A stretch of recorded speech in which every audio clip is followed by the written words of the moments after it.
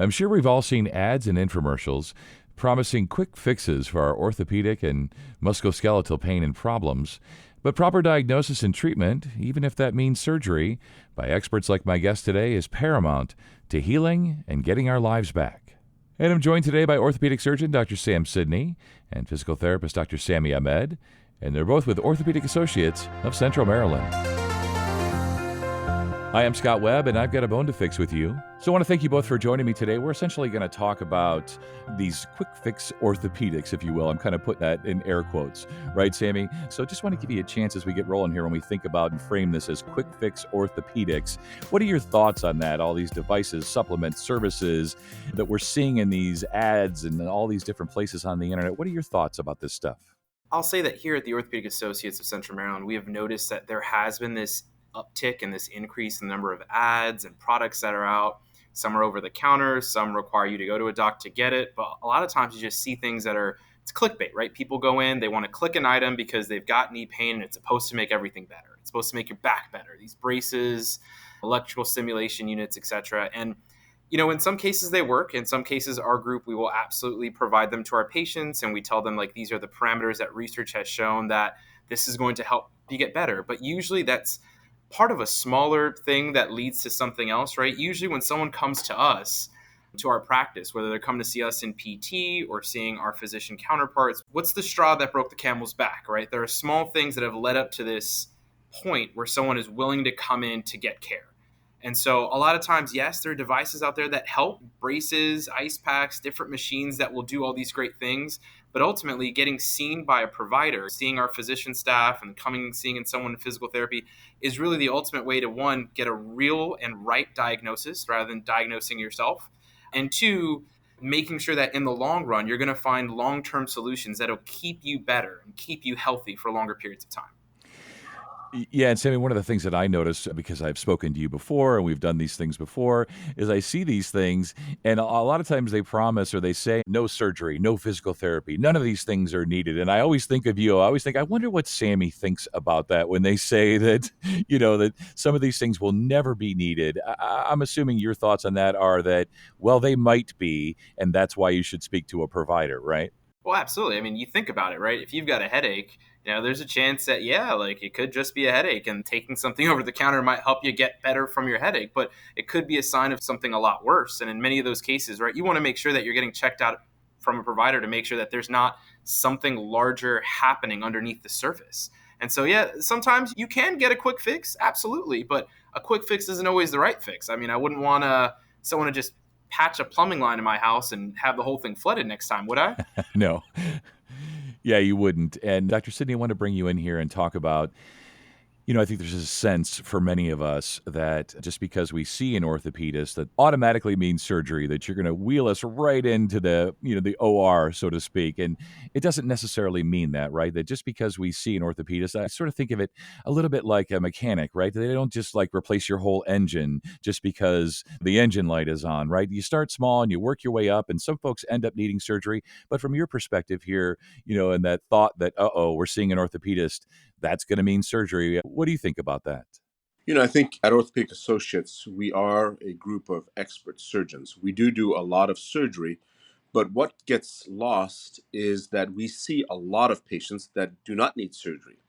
And I think what Sammy alluded to earlier is that you need to make a correct diagnosis. And I have, unlike some of my colleagues who are offended when a person goes and sees some alternative care person, I don't get at all offended by that.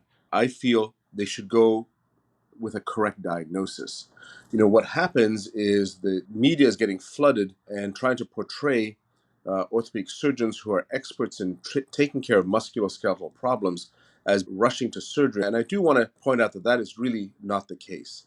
Our job is to make a correct diagnosis and help that patient along that journey. And if I could back up for just a moment, why does a patient usually seek attention or seek some sort of medical opinion?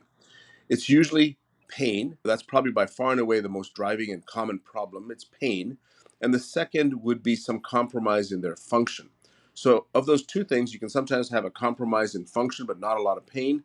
But more often not, it's associated with pain. And nobody likes to live with pain. And nobody certainly wants to get cut on if they can avoid it. But I think the paramount thing trying to stress is make a correct diagnosis. Once you have a correct diagnosis, then you owe it to yourself to be as informed as possible to then decide what's the best treatment choice for you. In terms of informed decision making, and this is it's an area that's fairly near and dear to my heart. When you make a decision, whether it's medical or otherwise, there really are five components you want to bear in mind. Number one, what is the diagnosis? What are the alternatives to treatment? What are the benefits? What are the risks? And what are the potential outcome? No matter what you do, I think those are the things you have to keep in mind before you go down a path of whatever treatment it is, whether it's surgical, non-surgical, whether it's bracing, whether it's nutritional supplements, whatever it is. I think you need to bear those in mind with whatever treatment you embark upon. Yeah, I think you're so right. Most of us end up with our providers, with our doctors, perhaps in your office, because we're experiencing generally some sort of pain. It's affecting our quality of life. And I think what it really comes down to, doctor, is that you all are focused there really on identifying the specific needs of patients, right? And for some of them, it may be physical therapy, it may be some sort of device, or it may be surgery, right? But it really comes down to the patient, right? Absolutely. The idea that surgeons have a one size fits all mentality is very wrong, and it's unfair to portray that because we deal with the whole spectrum from very young elite athletes to the has been athletes to the weekend warriors to those retired. What do all these people have in common? They want to have good quality of life, be able to do the things they want to do when they want to do it. It's our job to figure out for that particular situation what is the right course of treatment to allow that. And this is where, Sammy as a physical therapist is very, very important because a lot of times these problems can arise from deconditioning or these muscles not working in concert to allow whatever joint or body part to function correctly. Yeah, and I was mentioning all these ads and things that we're sort of inundated by. And one of the things I've noticed, doctor, is about injections. A lot of these ads, they call out the pain and they often say that injections don't work. Don't even bother getting injections. And I was hoping, as you were saying earlier, what we're trying to do here is educate a little bit. Maybe you could educate me and the rest of the listeners about the injections, the effectiveness, what should our expectations be, and so on. So, what you want to do as a consumer, you want to start with the least invasive and go down the line of what does it ultimately going to take to get to the level of function you want. So the least invasive, and Sammy alluded to this earlier, is you oftentimes start with some over-the-counter recommended medications. If you're talking about pain, it would be things like Tylenol. If there's no contraindication, using an anti-inflammatory would be something that we'd recommend. If it's something more than that, you need to think about some sort of a prescription medication. And then you want to look at what are some of the alternatives in terms of nutritional supplements, what they call nutraceuticals, that we would recommend you get them from some sort of a reputable company.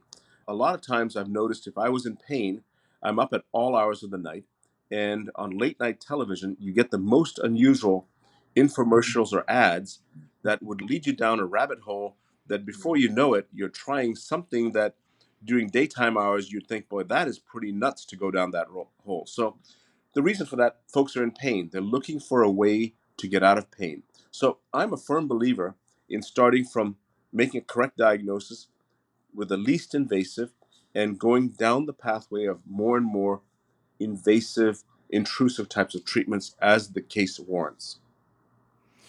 Yeah, and I was mentioning injections and just wondering, just specifically your thoughts about injections and whether or not, as you're saying, there's sort of this buffet of options, right? Start with Tylenol, we work our way down through the buffet. Where do you land on injections specifically?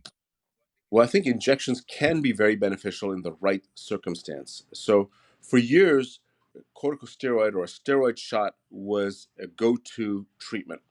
We now know that with very frequent cortisone injections, actually, that it can have a negative effect where it weakens tissue and can cause further joint or muscle breakdown. That's if it's done frequently. If it's infrequent, I think of that being 2 to 3 times a year into a particular joint, it can be very beneficial. Then we have these other joint injections that are approved, which are these so-called hyaluronic acid injections. These are things that most insurance companies would cover.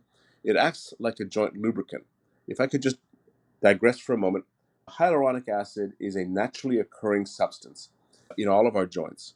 As a joint starts to deteriorate, it does not produce the right quality of hyaluronic acid. We now are able to produce in labs, and many different companies come up with this product, which are then injected. Does it cause arthritis to go away? No, it does not. There is no product that I'm aware of that can actually reverse the process of arthritis once it's begun.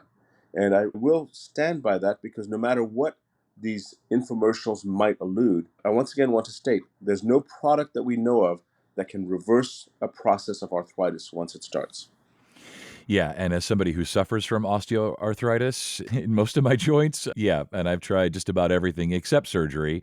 But Sam, I wanted to bring you back here and talk about the sort of multidisciplinary approach that you guys have there, how you combine PT services with the other specialists, make sure that everybody's on the same page, so open lines of communication, and that the care solutions for patients is really it's a plan. It's really well thought out, well rounded, and so on. I mean, you just hit the nail on the head with your question. I mean, that is exactly the product that we give at the Orthopedic Associates of Central Maryland, right?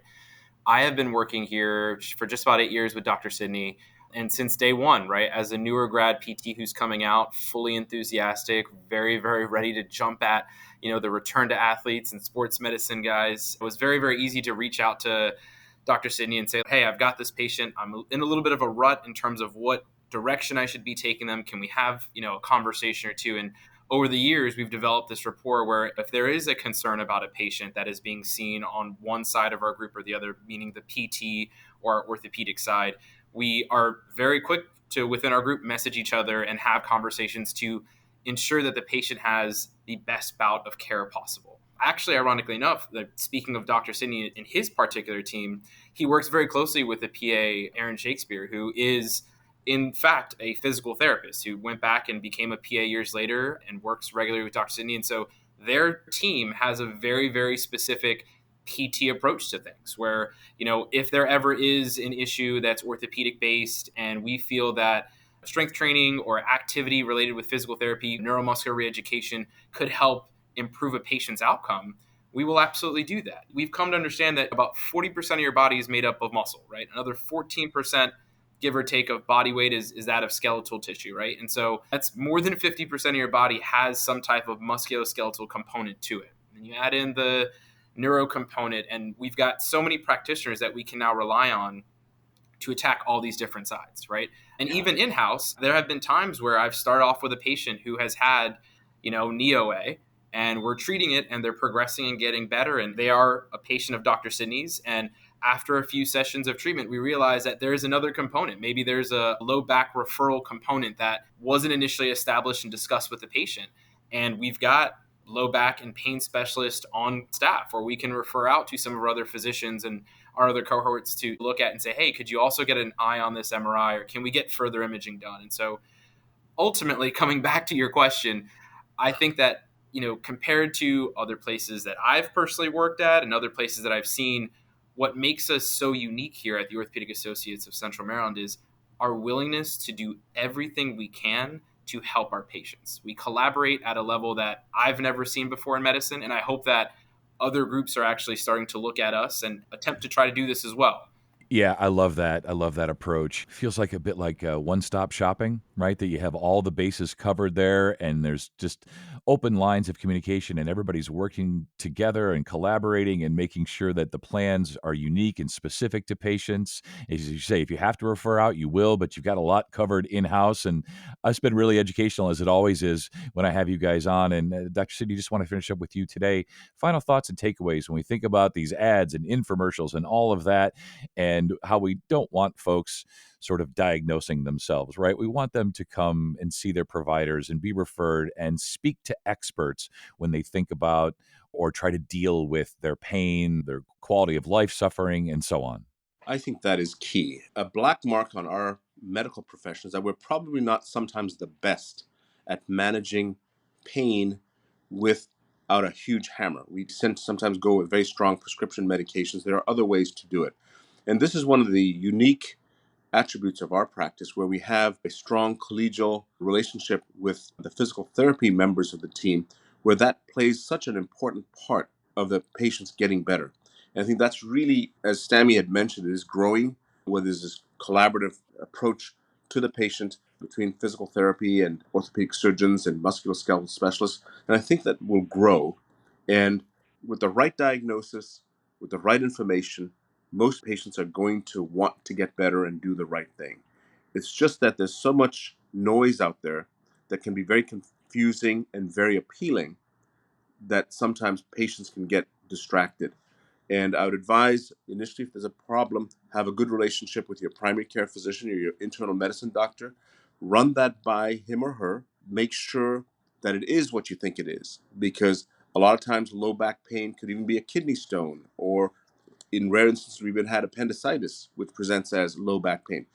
Get the correct diagnosis. Get pointed in the right direction. Once you get pointed in the right direction, understand what the diagnosis and understand what that buffet of options you have. And then hopefully you can have a much improved quality of life and recover from these ailments that you're having. Yeah, that's well said, and I've spoken with Sami before. It was great to speak with you today. So just want to thank you both for your time, and you both stay well. Thank you. Thank you very much. Meeting with an orthopedist doesn't always mean surgery. Schedule an appointment easily online today for a consultation about your pain at mdbonedocs.com. Find out more about us online at mdbonedocs.com, and please remember to share and subscribe to this podcast. And that's all for today. I'm Scott Webb, and that was A Bone That's Fixed.